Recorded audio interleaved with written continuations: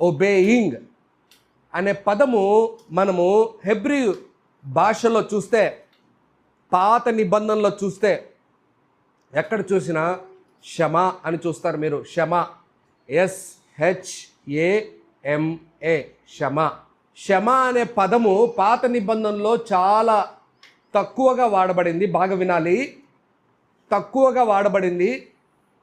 కానీ తక్కువ వాడబడిన దాంట్లో కూడా షమా అనే పదము ఎందుకు వాడారు అని అంటే లిజన్, వినడం కోసం వాడారు.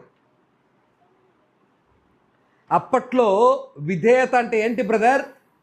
వినడం. కానీ కొత్త నిబంధనలో మార్చబడిన ఈ ఒబే అనే పదానికి ఏంటి అర్థము? గ్రీక్ పదంలో హోపాకో అంటే ఏంటంటే హోప్ అంటే ఏంటంటే అండర్, ఆయన కింద ఉండడం.